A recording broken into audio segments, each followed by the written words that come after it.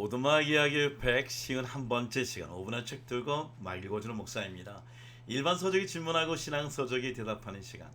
오늘 소개하는 책은요, 스위스의 내과 의사이시죠, 폴 트루니의 모험으로 사는 인생이라고 하는 책입니다. 자, 이분은 특별히 인격의학이라는 분야를 주창해서 심리학을 기독교와 통합하는 데 큰 공헌하신 분이시죠. 자, 이 책을 쓴 목적에 대하여 페이지 위에 18페이지 보면 이런 얘기합니다.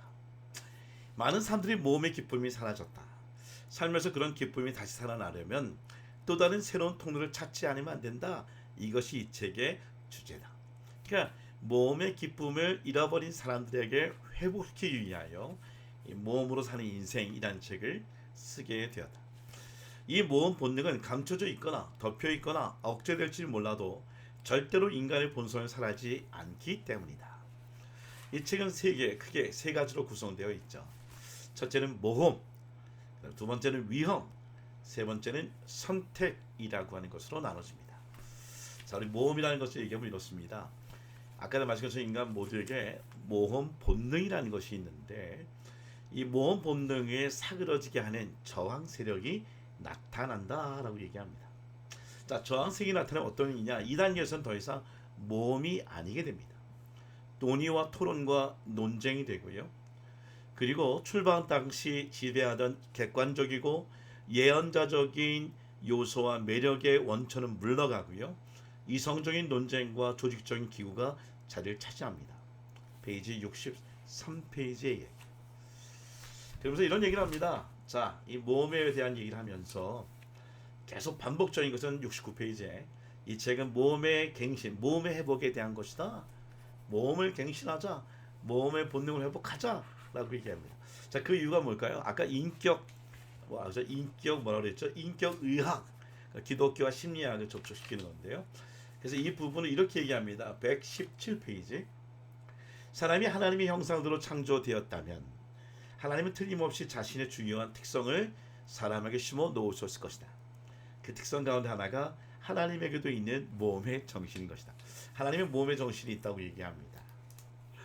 특별히 133페이지. 성경은 모험의 책이기에 그 성격을 알고 접근해야 한다. 성경의 모험은 세계와 인간의 모험일 뿐만 아니라 하나님이 관계를 맺고 부르시며 일을 시키시는 모든 사람의 개인적인 모험이기도 하다.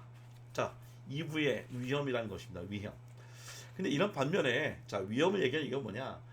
모험의 특징엔 5가지가 있다고 얘기합니다. 자, 시간 관계상 페이지 130페이지 보면 맨 마지막에 모험은 위험 부담을 감수해야 한다. 모험은 항상 위험이 뒤따른다고 얘기하는 거예요. 여러분 생각해 보십시오. 151페이지에 자, 위험에 대해서 얘기합니다. 사실 모험의 묘미는 바로 이런 위험 부담에서 나온다. 위험이 있어서 힘들지만 이 위험 때문에 모험의 즐거움이 있다라고 얘기하고 있는 것이에요. 페이지 185페이지. 모험으로 사는 인생은 두려움 없는 삶이 아니라 오히려 각종 두려움을 충분히 인지하는 가운데 영위하는 삶이다. 두려움을 대하는 태도가 있습니다. 페이지 197페이지. 두려움의 파도 앞에서 다만 3가지 태도가 있을 뿐이다. 어떤 사람들은 두려움을 억압하고 자신감 있는 척하지만 섞고 있다. 첫 번째 태도예요. 스스로 속이는 사람들. 두 번째, 어떤 사람들은 두려움에 몸을 맡긴다. 이들은 몸을 포기한다. 몸을 포기하는 사람들. 세 번째, 마지막 세 번째 집단은 자신의 두려움을 하나님께 맡긴다. 하나님께 맡기는 거예요. 이게 바로 인격의학. 오늘 그 부분을 얘기하고 있는 것이죠. 세 번째, 선택. 3부죠. 페이지 보면 페이지 265페이지에 모험을 있어야 한다. 그런데 어떤 모험이 있어야 하는가? 나는 이제 이 질문을 다루고자 한다. 그러니까 아무리 위험이 있어도 모험은 있을 수밖에 없다는 거예요. 그래서 어떻게 해야 되느냐? 이것이 바로 선택의 문제다라고 얘기하는 것이죠. 페이지 281페이지. 선택이란 말은 사실상 자유를 일컫는다. 가치 있다고 판단한 목표를 실현하는 것이 기도하다.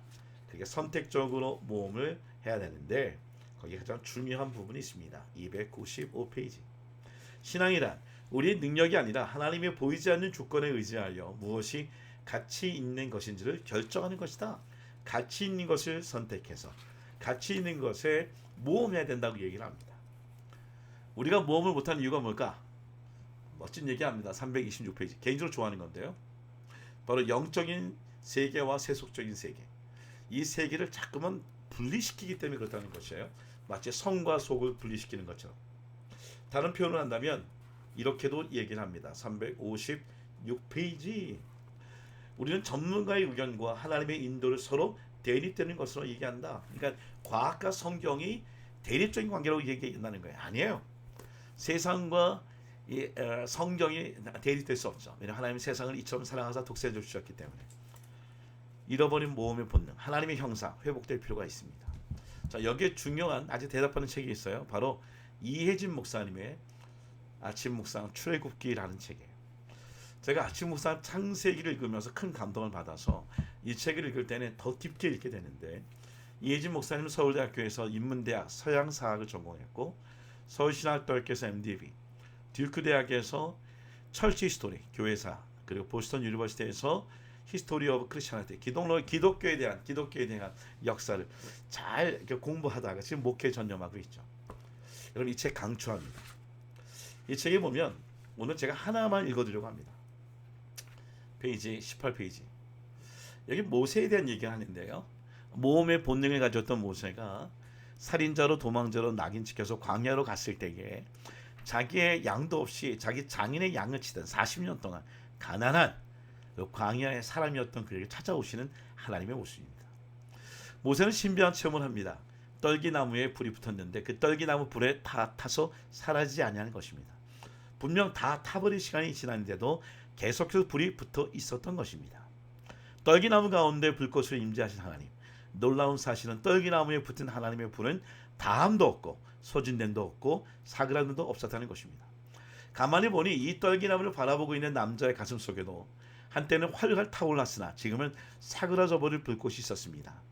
여러분도 잘 알다시피 모세가 젊을 때는 민족을 구원하겠다는 열정의 불꽃이 활활 타올랐었기 때문입니다. 그런데 지금은 어떻습니까? 물론 우리에게 열정의 불꽃이 타오르는 것은 귀한 일입니다. 그런데 그 열정의 불꽃만으로 하나님의 일을 감당할 수 없습니다. 왜냐하면 그 불은 금세 식기 쉽고 사그라들기 쉽기 때문입니다. 정말로 우리는 하늘의 불꽃이 필요로 하는 사람들입니다. 다함이 없는 불, 꺼지지 않는 불이 우리 위에 임할 때만 하나님의 일을 지치지 않고 감당할 수 있음을 믿습니다. 멋지지 않습니까? 폴 트루니에도 그런 얘기를 합니다. 폴 트루니의 글 하나 읽어드리고 마칠게요. 조금 오늘 시간이 길어지네요. 폴 트루니는 이런 얘기합니다. 페이지에 있는 부분에 이 책에 대한 중요한 얘기를 합니다. 페이지. 이 책에서 나는 가장 흥분되는 모험이라 하더라도 잠시 동안만 지속될 뿐이며 결국 모든 모험은 일상적인 것으로 서서히 퇴색하게 마련이라는 것을 말하고 있다.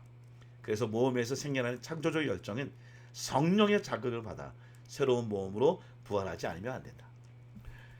여러분 두 가지를 얘기하고 싶어. 하나, 하나님의 형상으로 우리가 지음받았다면 우리는 모험 본능이 있다는 거예요.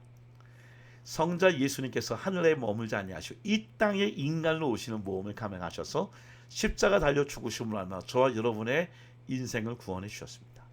두 번째, 여러분 이 모험 안에는요 위험이 없는 모험이 재미없는 것처럼 바로 위험 없는 모험 없는 위험, 이건 두 가지 연결되어 있다는 것이죠. 오늘 성경은 모험의 책이죠. 성경과 성령의 불꽃으로 이 목회 현장 또 삶의 현장을 위기 있더라도 하나님과 함께 승리하는 저와 여러분 되기를 간절히 원합니다.